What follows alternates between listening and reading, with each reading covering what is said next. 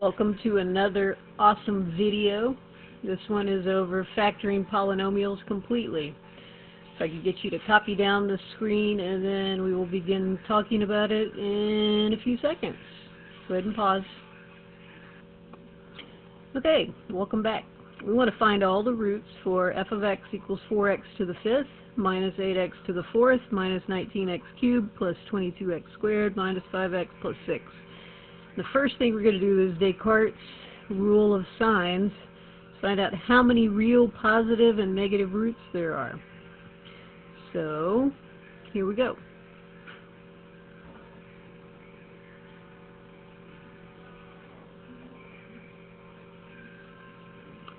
So the first thing we're going to do is determine whether the signs are positive or negative. So the first one's positive, second one is negative, negative, positive, negative, positive. Remember, from Descartes' rule of signs, we're looking for changes in the signs. So on the first one, we have one change. This one stays the same. Next one, we have a change, so that's number 2. Then we have another change, that's change number 3, and then we have a fourth change.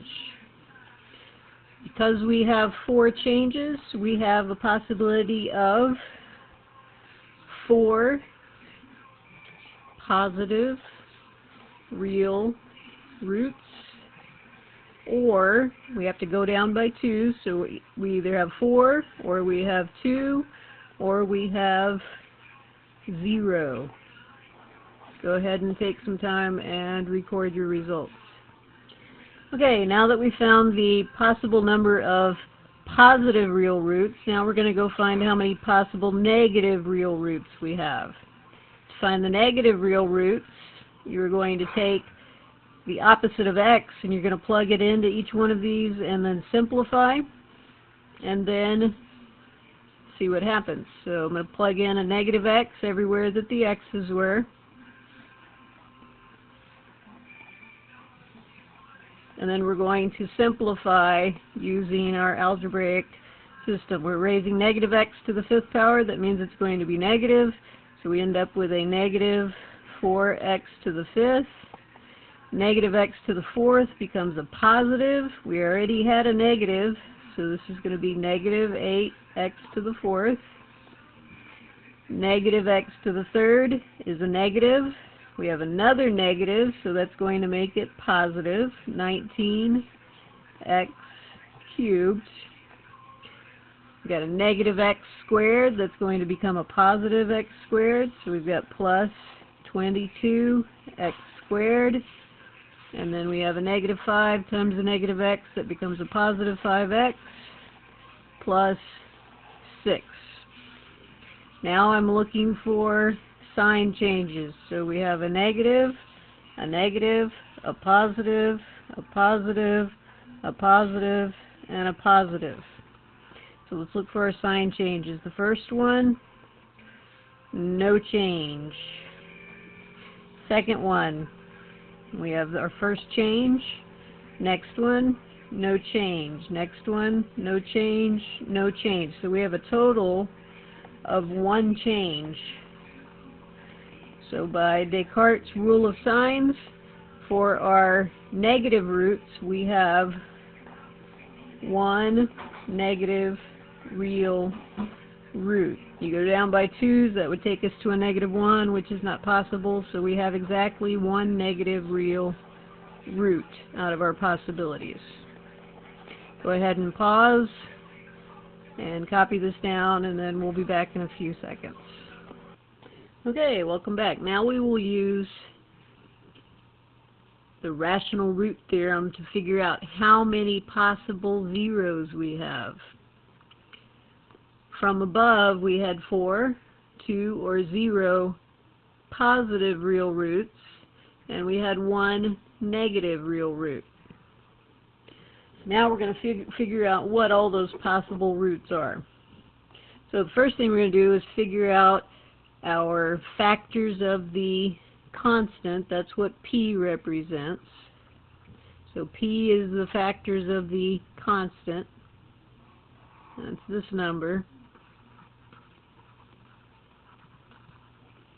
And that's positive 6.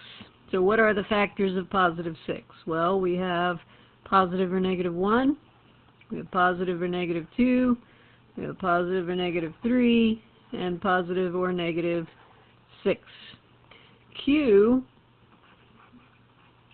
the number Q, the factors of the leading coefficient.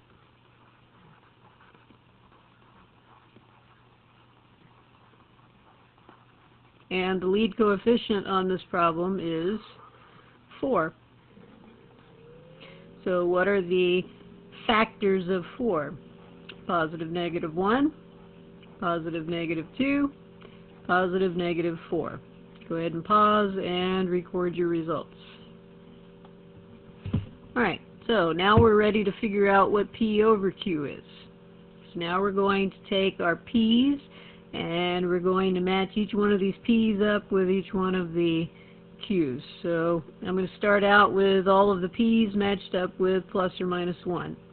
So I've got positive or negative 1 over positive negative 1. I've got positive or negative 2 over positive or negative 1. Positive or negative 3 over positive or negative 1. Positive or negative 6 over positive or negative 1. So I've taken care of the 1. Now I'm going to match each one up with the 2. Positive or negative 1 over positive or negative 2. Positive or negative 2 over positive or negative 2. Positive or negative 3 over positive or negative 2. Positive or negative 6 over positive or negative 2. And last but not least, I'm going to match up all of the P's with positive or negative 4. So positive or negative 1 over positive or negative 4. Positive or negative 2 over positive or negative 4. Positive or negative 3 over positive or negative 4. And positive or negative 6 over positive or negative 4. Pause and write all of these down. Okay, now we want to go back and simplify all of these. Now remember, a positive or a negative divided by a positive or negative is just a positive or negative. So 1 over 1 is 1, so one of my possibilities is positive or negative 1. Positive or negative 2 divided by 1 is positive or negative 2. Positive negative 3 divided by 1, positive or negative 3. Positive or negative 6 divided by 1, positive or negative 6. The next one, I've got 1 divided by 2. That's positive or negative 1/2. 2 divided by 2 is positive or negative 1. We've already got that one over here, so we're going to cross that one out. 3 over 2, so positive or negative 3 over 2. 6 divided by 2 is 3, and 3 we already have, so we're going to cross that one out. Positive or negative 1 divided by 4, we don't have a 1/4 yet, so we'll keep that one. 2 divided by 4 is 1/2, and we already have that one, so we're going to cross that one out. And we've got 3 over 4. And then 6 over 4 is 3 over 2, and we already have one of those, so we can cross that one out. So the ones that we want to keep are positive or negative 1, positive or negative 2, positive or negative 3, positive or negative 6, positive or negative 1/2, positive or negative 3/2, positive or negative 1/4, and positive or negative 3/4. So take a moment and record all of those, and we'll be right back. Okay, what we have just found, these particular numbers that we just found with P over Q, these are all of our possible rational roots. Not all of these work. These are the possible ones that might work. These are the ones that we might want to try. We know from our rule of our Descartes' rule of signs, we know that we are looking for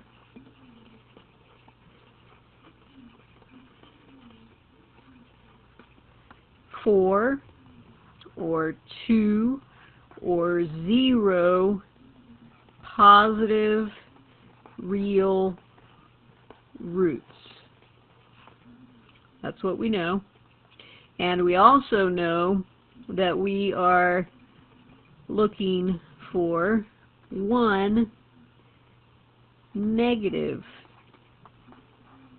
real root.